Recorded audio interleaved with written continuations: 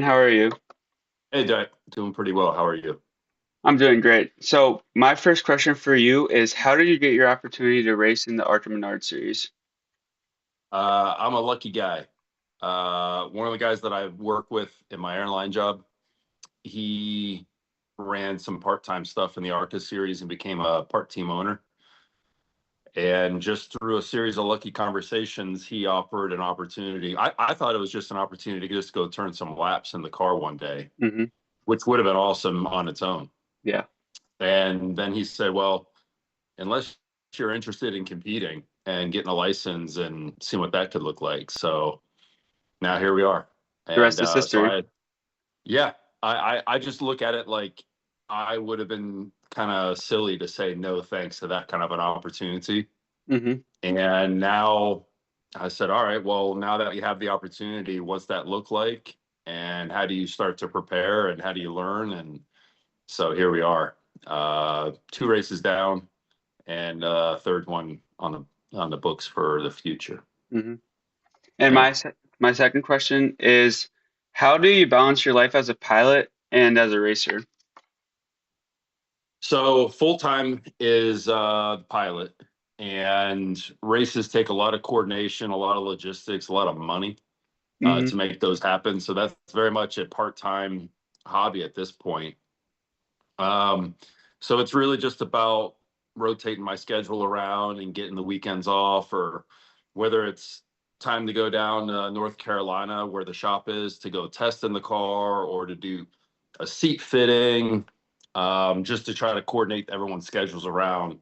Luckily, at my job, I'm able to have a good amount of flexibility. One of the things that I really love about what I do for a living, Hmm. a good amount of schedule flexibility to rotate and swap my things around and be able to travel somewhere, whether it's for racing or for a test or whatever it is we got to do in the race car. So yeah, that's a lucky part of what my lifestyle is, that I'm able to travel and move my schedule around. Okay.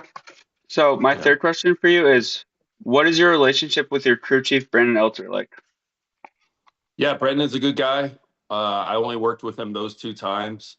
Everything was all about them trying to give me the guidance of what set up in the car. Race cars have a lot of adjustments, and that's one of the big learning curves of how to drive these stock cars, is learning about, you can make that car feel however you want it to feel, but as a driver you need to be able to extract enough performance out of that car, get it close enough to the limit to see what is the handling, be able to communicate that to crew chief on, this is what I feel and this is what I like, what I don't like.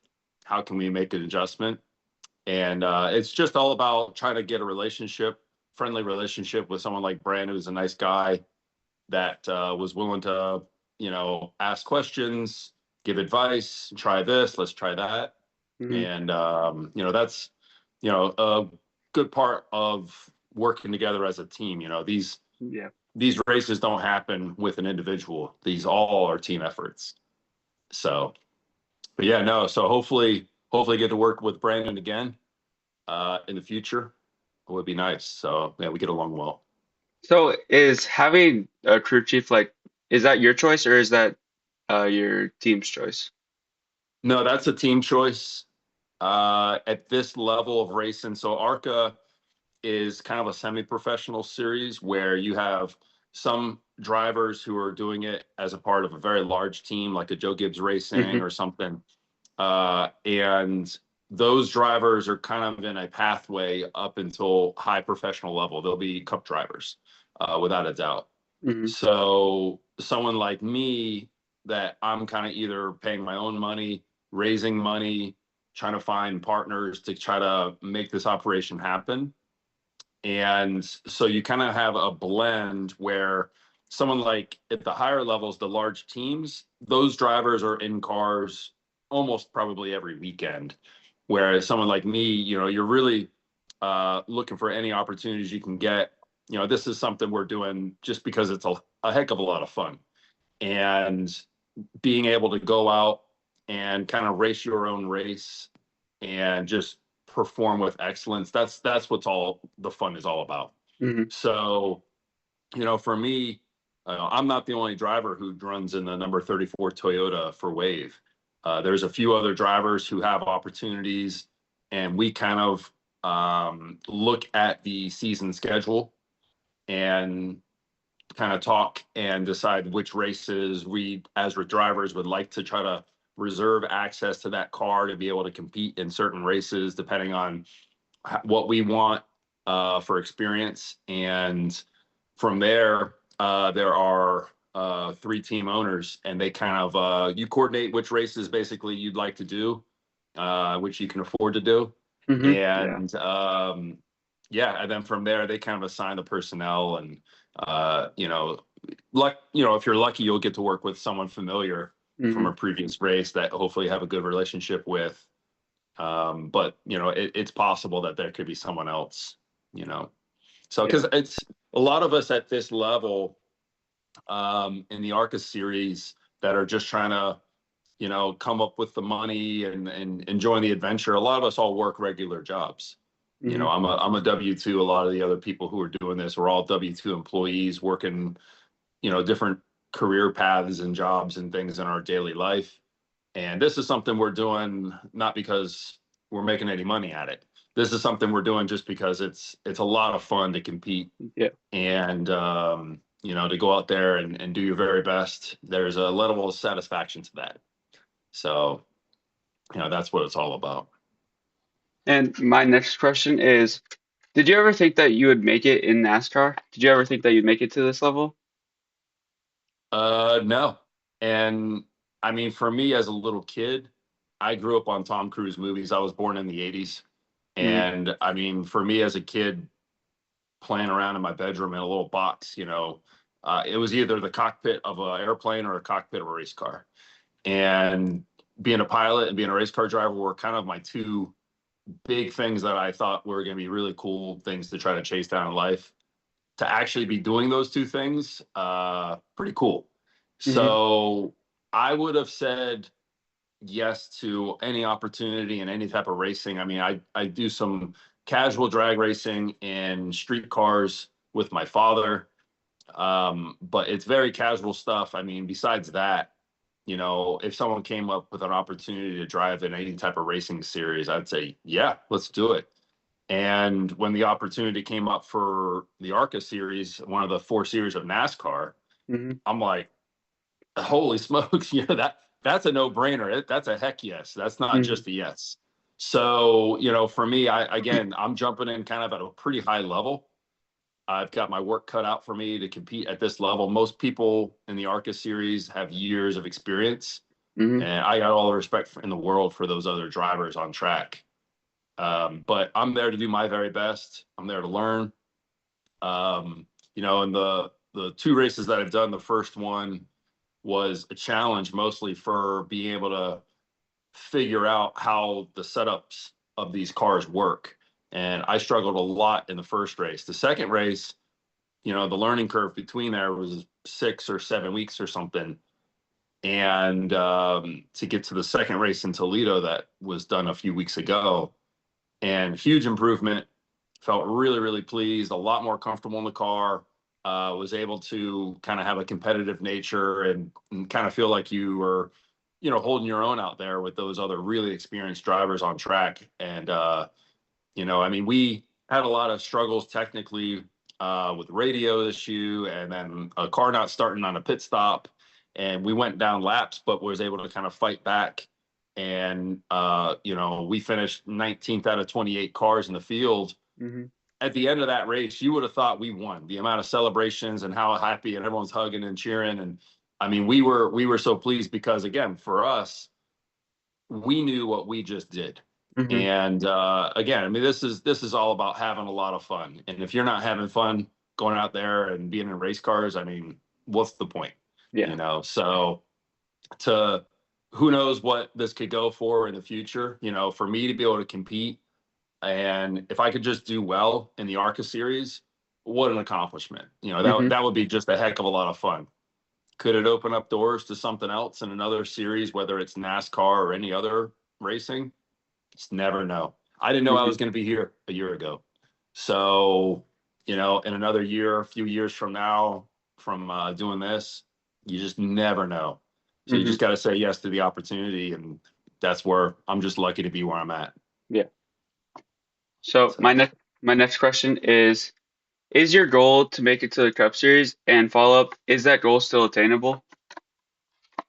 the Cup Series, I tried to think of an analogy to because that's a very natural question. Hmm. And the analogy that I kind of come up with is, especially for me being so new to doing this, imagine you've never played an instrument and you go to the music store and you pick up a guitar for the very first time and you say, yeah, this is the one I want to buy. And I'm going to go take some lessons and learn with the expectation that one day you're going to be a big famous rock star on television. Could it happen? Absolutely. Hmm. Everyone who's big famous rock stars, they started somewhere. But for me, I would say just to be kind of successful in my own right is the goal. So to go out there, perform with excellence, for me, that's the goal. I can only control my efforts. I Hmm. can't control the outcomes. And the drivers at the Cup Series level are, I mean, those are just the best of the best. And the amount of work and dedication it takes for them to get up to that level is astronomical. Hmm. So again, I mean, if I had an opportunity to go up to a higher series to include something like that, I mean, you'd just be silly to say no, thank you, not interested. You say yes to every opportunity. Hmm. So, but for me, I would say my metric of success or the satisfaction that I'm getting out of doing something like stock car racing Hmm. is not contingent on if I, have to make it to the Cup Series. You know, Hmm. Again, that would be a lot of fun, really cool. Yeah. But for me, the more important thing is controlling my efforts, performing with excellence, doing the very best that I can do Hmm. with the opportunities I have right now in front of me, and just see what the future holds. You just never know. Yeah. You know. All right. So my next question is, how did you get in touch with Racing? You kind of talked about it earlier, but just how Right. did that come about? Yeah. One of the three team owners is a coworker of mine. Okay. So we had worked together at our airline job and just gotten along very well together and kept in touch. Which I keep in touch with a lot of the pilots that I fly with. After you meet people, you're on the road together for 2 to 5 days sometimes, and you grow friendship, and Hmm. you just never know. I went from something like this with having a racing opportunity. Other pilots that I met, next thing you know, we're traveling on Europe or bouncing around in Japan together. So that was just a very friendly conversation and someone I got along with who didn't at the time realize I had an interest in cars. Hmm. But I've always just been a car guy. I grew up around cars with my father being into cars and then me wanting to kind of follow in those footsteps and get into cars. And my dad likes to work on older cars, and then we drag raced a little bit. And, that's where I, travel, went to England and got to drive at Silverstone Circuit. Hmm. Went to Japan and got to rent an old car and do kind of the Tokyo Drift style experience over there. And just doing track days with street cars or doing a drag racing school about 10 or so years ago we did. It just an interest in cars. Hmm. And when the friend of mine, who's one of the three team owners, just kind of heard the enthusiasm about cars and just the interest, he said, "Hey, have you heard of ARCA?" I said, "Yeah, I know a little bit about that. I don't know a lot about it." Hmm. So that's just kind of where it started. And yeah, I thought it was an opportunity just to go turn laps in a real, true, legitimate race car. And then it says, "Hey, well, you can do that, or if you'd like to actually, test for a license and enter a competition and really race." Hmm. And so yeah, here we are. So just goes to show you just being friendly to the people you meet in life, and trying to be outgoing. And if you're if you're interested in something and people can see that you have a passion for something and that you're a hard worker and those sorts of traits will go a long way in life, whether it's racing or anything else. Hmm. So So that owner you talked about, he raced the car years past, right? yeah, he came from about 14 years of driving champ car and like endurance style racing. They do these big long races, 14 hours or so, where they have Wow. multiple drivers that take shifts in the race car. And that's still something we're trying to find the right time for an opportunity to get some experience in that car as well. And Hmm. again, any experience in any type of racing is all going to be valuable. And it Yeah. all, whether it's not directly connected to the big heavy ARCA car, Hmm. but there's all sorts of things with racing, whether it's defending positions and overtaking and race psychology. There's a lot of things that you'll learn from just experiencing anything. Hmm. So that was his background, and I don't know how he got into it. That would be a good question. But he through a however he got into it, raced five, maybe six races last season. I think that's about right. And obviously he had enough fun where he wanted to stick with it and Hmm. become a part owner. And so he raced. What he did Watkins Glen, and he's got Lime Rock coming up because his background is a little bit more of those road courses. Yeah. So the team has a few cars, and the one that I have access to is dedicated for ovals.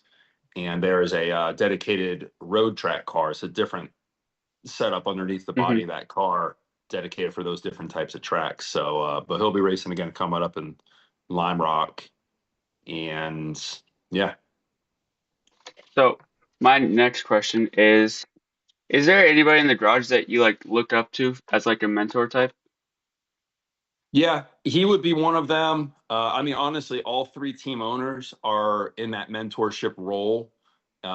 With our relationship and our dynamic, I'm looking to them for guidance on, how should the car feel, or even strategy.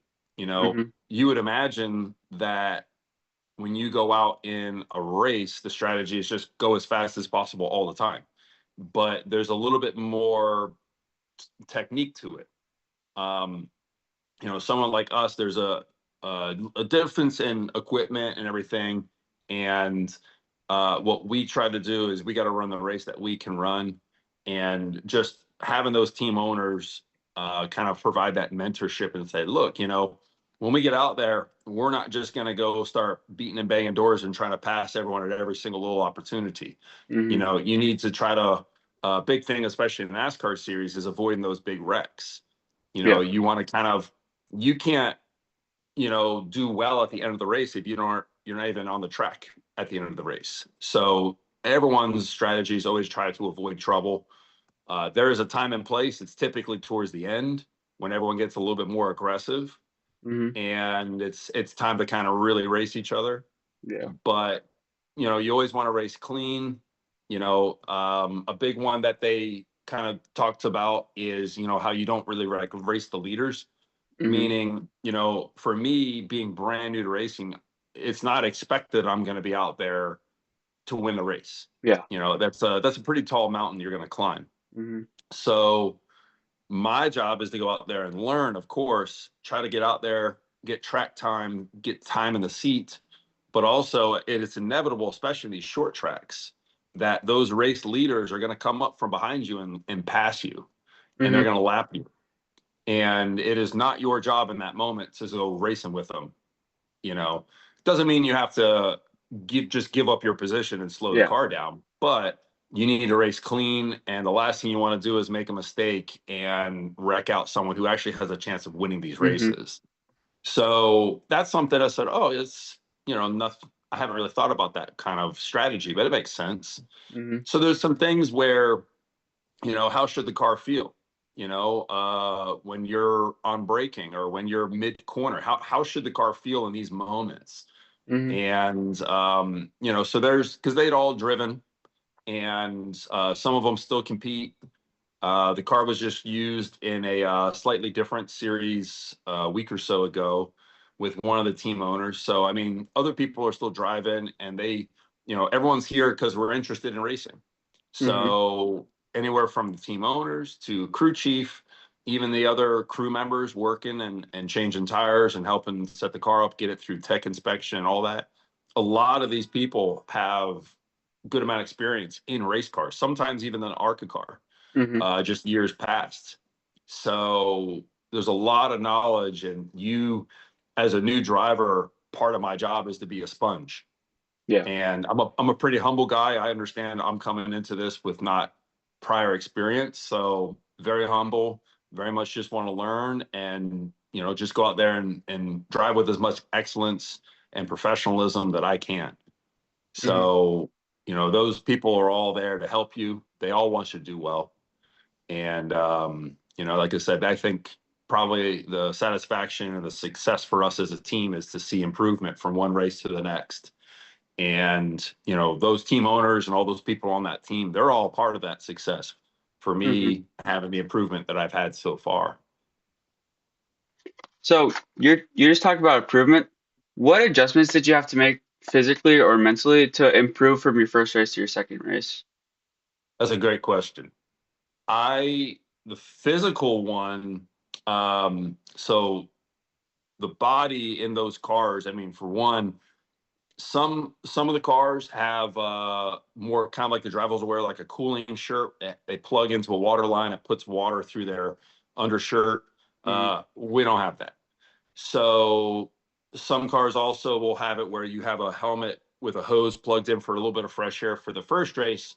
Didn't have it for the second race. We were able to remedy that and get a little bit of fresh air into your head because you're sweating in there so much. The Hmm. races are long. Um, you know, for a driver come out of pocket, this equipment is very expensive. Yeah. So you get the best fire suit you can kind of afford. In my last race, I realized I probably need to go ahead and spend the money to get an even better suit. So there is a physicality aspect to it. I'm living up here in New York City. I'm in Manhattan, Hmm. and I was going to a gym, just general physical fitness. And when this opportunity in race cars came up, I started realizing as you learn more into it that a lot of drivers will kind of spend time in sauna to expose themselves to that Hmm. higher amount of heat that are in the Yeah. cars and the fire suit and everything. So I actually switched to a new gym in order just to get something with a sauna, and I try to go longer, longer, longer to increase my tolerance and my resistance to being in that hot environment. A big one, I started training the neck. Hmm. So you get a thing that kind of straps around your head with little points, and you kind of pull your head around, try to build up your neck muscles because in that constant side G forces, it'll take a little bit of toll on your neck.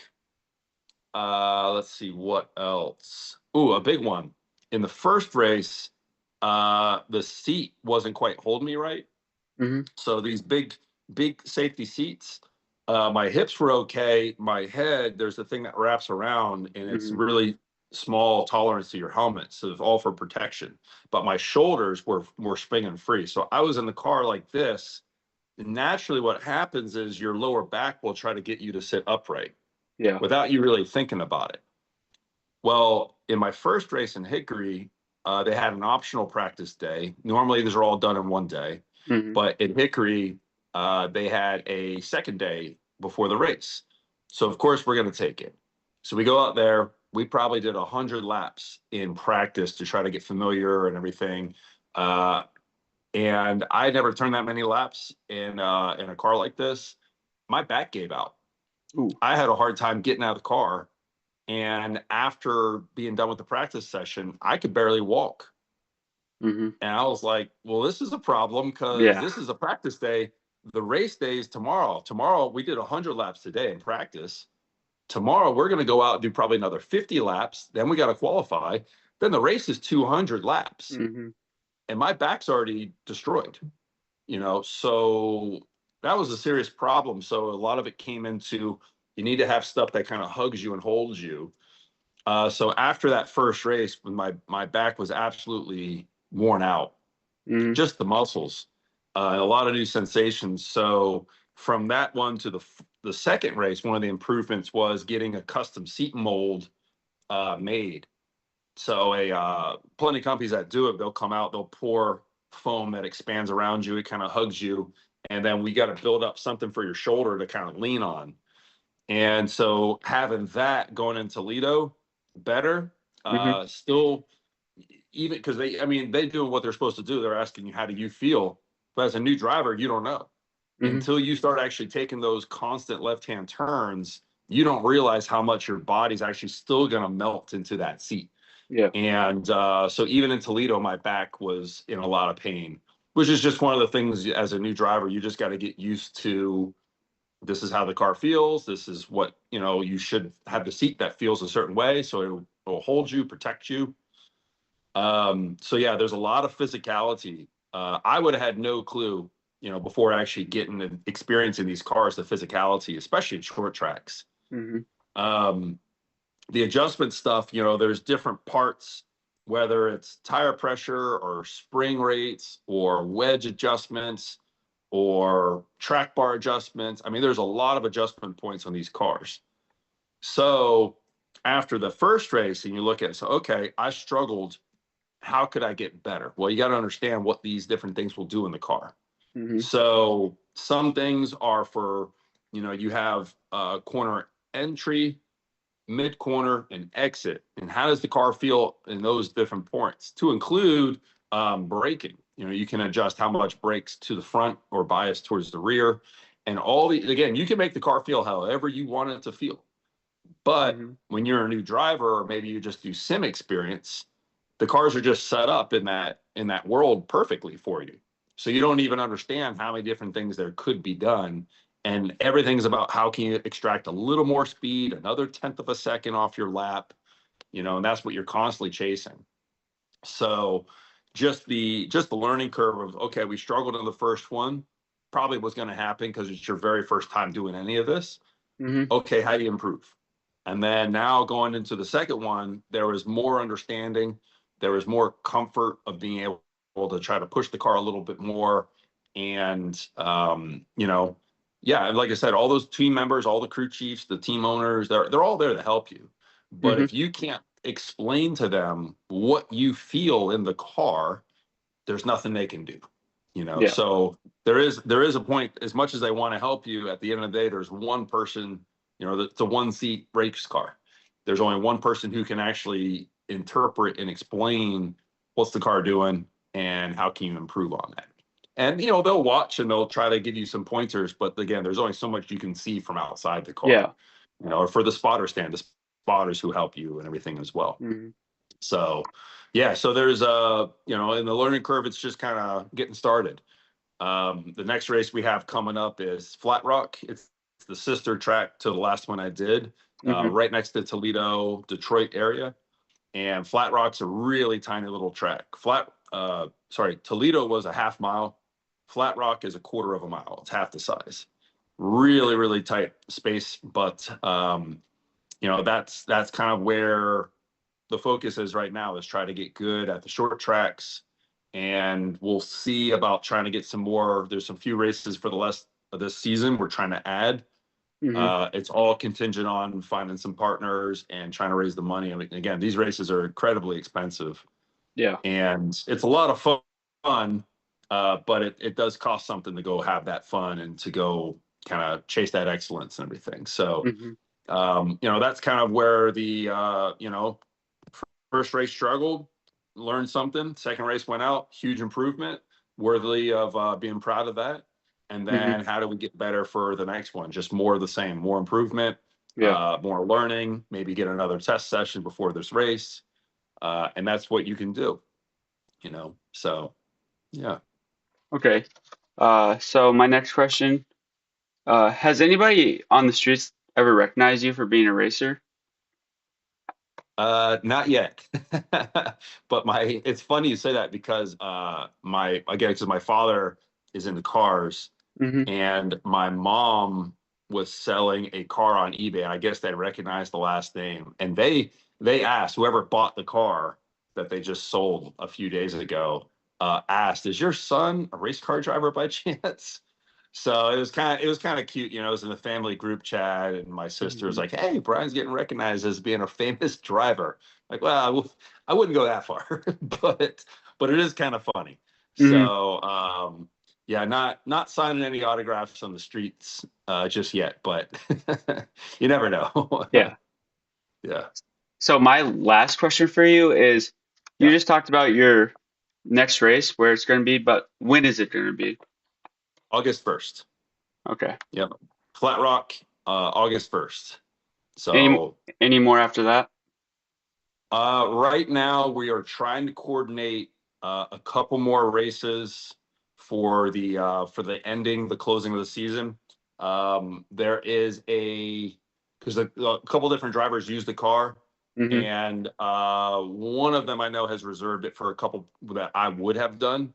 Yeah. But all the ones for what we're doing right now, especially as a rookie driver, and kind of with the car capability and the performance limitation that we have, the emphasis is on short tracks, Hmm. which is anything technically, you know, less than a mile long.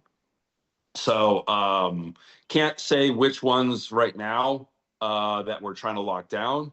Flat Rock's the only one I have that's confirmed we're on the schedule. And but there's two more we're going to try to get for and to have a grand total of 5 races in a rookie season, debut season for the ARCA series.